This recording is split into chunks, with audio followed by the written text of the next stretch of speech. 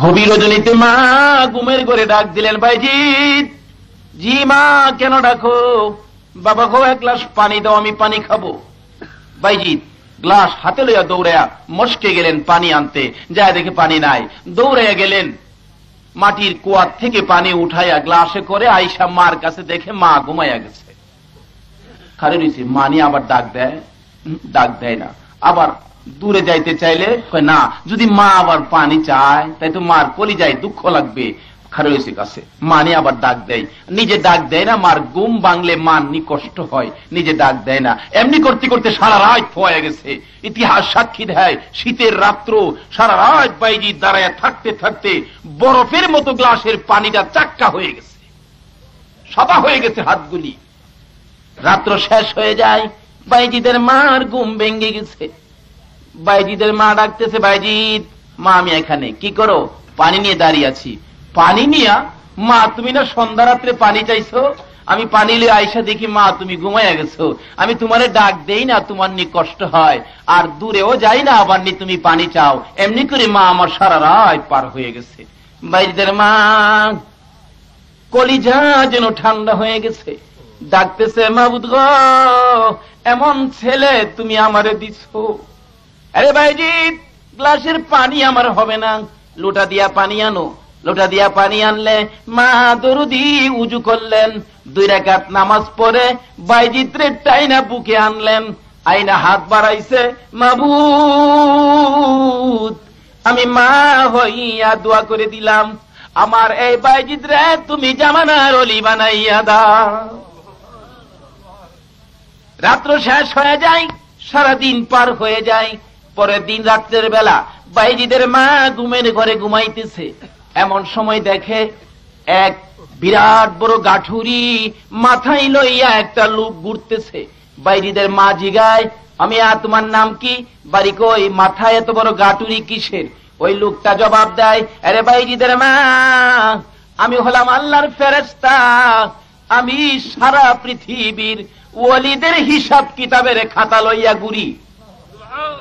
বাইজিদের মা প্রশ্ন করেন, আরে আল্লাহর ফেরেশতা এদিকে আয়, গত রাত্রে আমি মা হইয়া আমার বাইজিদরে ওলি বানানোর জন্য দোয়া করেছিলাম, এদিকে আরে খবর দিয়ে যা, আমি মার দোয়া কবুল হইছে নি, আমার বাইজিদ ওলি হইছে নি। ওই ফেরেশতা সঙ্গে সঙ্গে জবাব দেয়, বাইজিদের মা গো, তোমার দোয়া কবুল হয়েছে, তোমার বাইজিদের নাম ওলির খাতার আগের কাতারা উইটা গেছে। মার দোয়ার কত পাওয়ার! এই মা দোয়া করেছিলেন, কে? কোন মা? খাতুনে জান্নাত ফাতেমাতুজ জাহরা দোয়া করেছিলেন কার জন্য? নবীর উম্মতের জন্য। নবী যখন কান্দে ফাতেমা দোয়া করছিলেন কোন মুহূর্তে? হাদিস শরীফ খুলে দেখুন। নবী আমার মা আয়েশা সিদ্দিকা রাদিয়াল্লাহু তাআলা আনহার সঙ্গে ঘুমের ঘরে ঘুমাইতেছিলেন। হঠাৎ করে জিবরাইল আয়েশা ডাক দেয়, ইয়া রাসূলুল্লাহ, এমনি করে যদি ঘুমের ঘরে ঘুমিয়ে থাকেন, উম্মতের জন্য কোন সময় কান্নাকাটি করবেন, ডাকাডাকি করবেন? নবী আমার উম্মতের ব্যথা লইয়া, উম্মতের দরদি হইয়া, গুনাহগারের বন্ধু হইয়া ঘুম থেকে উঠে ইয়া রাব্বি হাবলি উম্মতি বলে ঘর থেকে বেরিয়ে যায়, পাহাড়ের গুহায় যাইয়া সেজদায় পড়ে নবী কাঁদতেছে। কাঁদতে কাঁদতে কাঁদতে কাঁদতে 1 দিন পার হয়ে যায়, 2 দিন পার হয়ে যায়, 3 দিনের দিনে সকল সাহাবীরা মদিনায় ঘুরতেছে, নবীর খবর নাই। 3 দিনের দিনে আবু বকর উমর পাগল পাগল হইয়া দৌড়াইতেছে। কিছুক্ষণ পরে দেখা যায় চুট্টু চুট্টু রাখালগুলো কানাকানি করে কি যেন বলতেছে।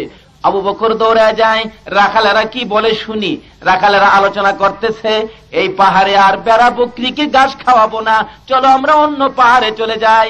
আবু বকর প্রশ্ন করে, আরে বাবারা, কেন তোমরা অন্য পাহাড়ে চলে যাইবা? নাম কি তোমার? আবু বকর। আরে আবু বকর, এই জন্য আমরা চলে যাব রে, আজকে 3 দিন হয়ে গেছে রে আবু বকর। একটা লোক পাহাড়ের গুহায় জঙ্গলার ভিতরে নিরিবিলি জায়গায় মাথাটা নিচে দিয়ে কপালটা মাটিতে লাগাইয়া উম্মতি উম্মতি বলে কান্দে রে।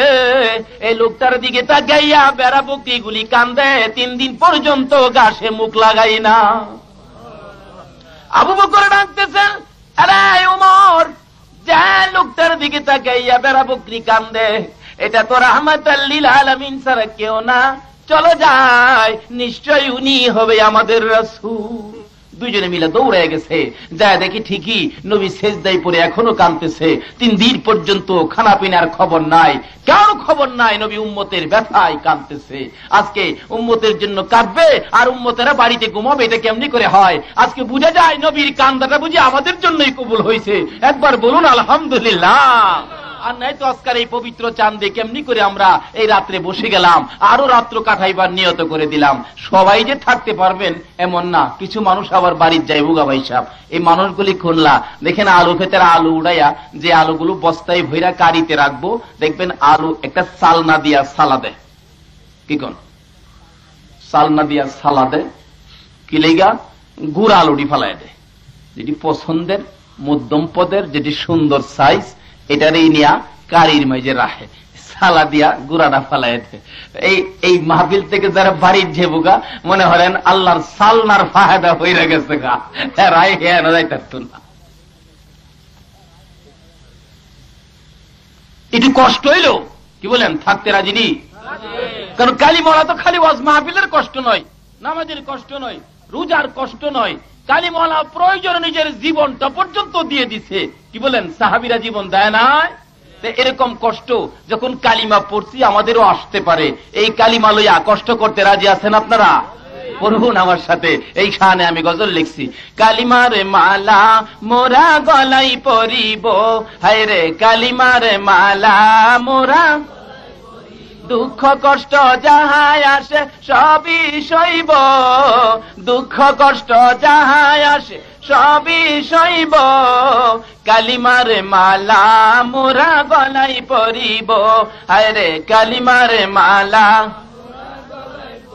কালিমার মালা পরাইতে নবী গেলেন তায়েবেতে, কালিমার মালা পরাইতে নবী গেলেন তায়েবেতে, পাথরের আঘাত নবী আর কত সইব, পাথরের আঘাত নবী আর কত সইব, কালিমার মালা মোরা গলাই পরিব, হায় রে কালিমার মালা,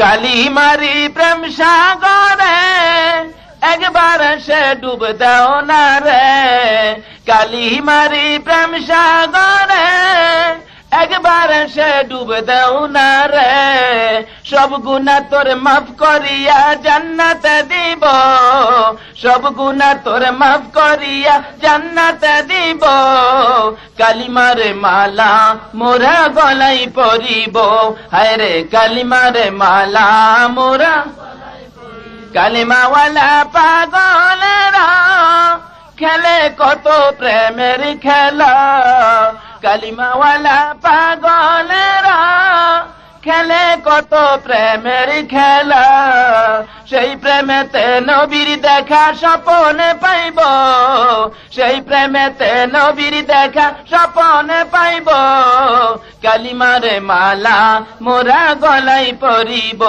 হায় রে কালিমার মালা মোরা।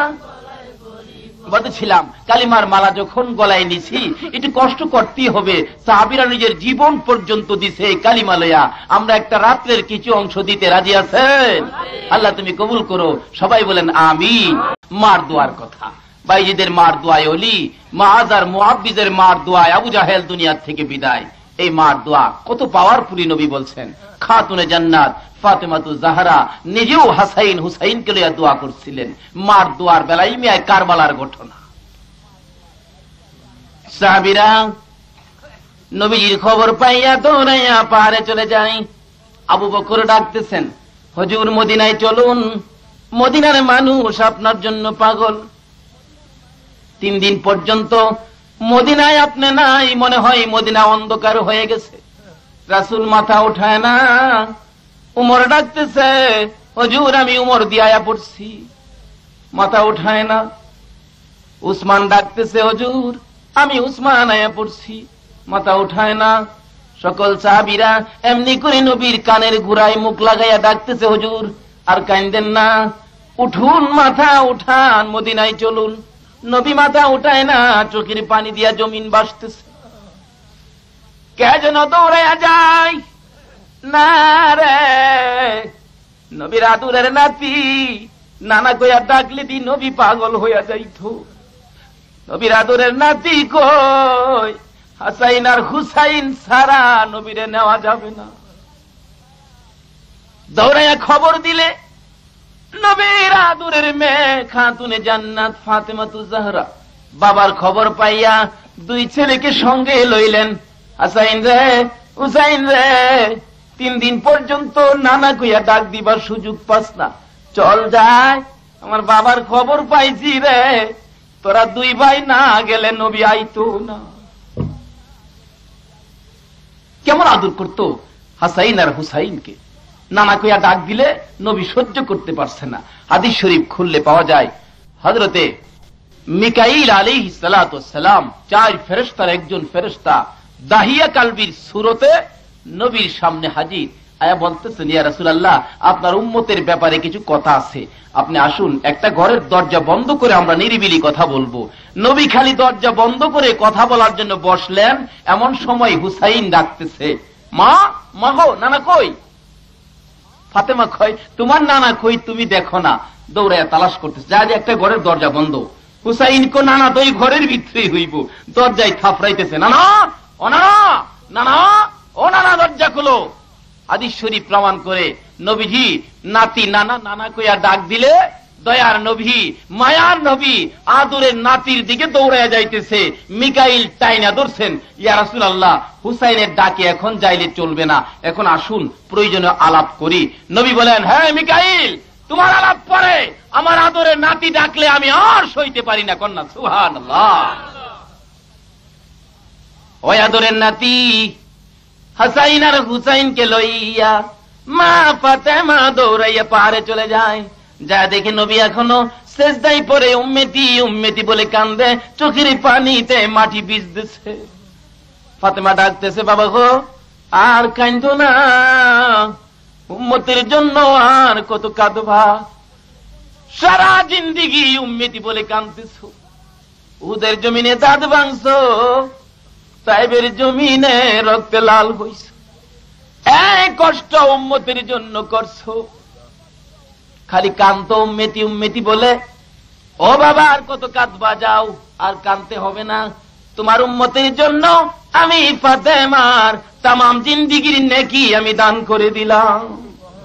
তারপরেও নবী মাথা উঠায় না, তারপরেও নবী কান্দে। ফাতেমা ডাকতেছে, বাবা হাসাইন রে, ও বাবা হুসাইন, তোরা 2 ভাই মিলে আমার বাবারে ডাক দে, মনে হয় আমার বাবা দুনিয়ার থেকে বিদায় হয়ে গেছে। তোরা 2 ভাই মিলে ডাক দে রে, আমি দেখি আমার বাবাই নি তোদের ডাকে জবাব দেয়। কিতাব প্রমাণ করে হাসাইন নবীর এক কানের গুড়ায় মুখ লাগাইছে, হুসাইন আরেক কানের গুড়ায় মুখ লাগাইয়া 2 ভাই মিলে ডাকতেছে, নানা গো, আমরা 2 ভাই রে কেমনে ভুইলা গেছো? ও নানা, কোথাও যদি তুমি গেছো, আমরা 2 ভাই রে কোনদিন বলতে পারছো না।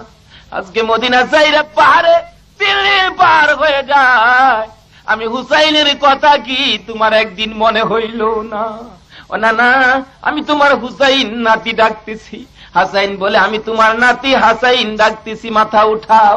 তবু নবী হাসাইন আর হুসাইনের কথা ভুলে যায়, এই গুনাহগার উম্মতের মায়া ছাড়তে পারে না। পড়ুন, দয়াল নবী প্রেমের ছবি হারাবে না জগতে আমার, দয়াল নবী প্রেমের ছবি হারাবে না জগতে। নবী উম্মতের কান্দারি, সত্যের দিশারি, উম্মতের কান্দারি, সত্যের দিশারি, শাফায়াত করিবেন তিনি হাসরেতে। দয়াল নবী প্রেমের ছবি হারাবে না জগতে আমার, দয়াল নবী প্রেমের ছবি হারাবে না জগতে। হাসর দিনে উম্মত বিনে, হাসর দিনে উম্মত বিনে যাবে না নবীজি বেহেশতে। দয়াল নবী প্রেমের ছবি আর আসবে না জগতে আমার। দয়াল নবী প্রেমের ছবি আর আসবে না। 63 সাল জিন্দিগি কাছে বলে উম্মতি, 63 সাল জিন্দিগি কাছে বলে উম্মতি, এখনো কান্দে শুয়ে মদিনাতে নবী, এখনো কান্দে শুয়ে মদিনাতে। দয়াল নবী প্রেমের ছবি আর আসবে না জগতে আমার। দয়াল নবী প্রেমের ছবি আর আসবে না জগতে। এমনি করে হাসাইন আর হুসাইন নবীর দুই কান্দে, কানের গুড়ায় মুখ লাগাইয়া কাঁদতেছে। তারপরেও দয়ার নবী মায়ার নবী মাথা উঠায় না। খাতুনে জান্নাত ফাতেমাতুজ জাহরা পাশে দাঁড়াইয়া ডাকতেছে, বাবা গো আমি ডাকলাম শুনলা না, হুসাইন ডাকলো শুনলা না, হাসাইন ডাকলো শুনলা না। কিতাব প্রমাণ করে হুসাইনের ডাক নবীর কাছে কেমন ভালো লাগতো।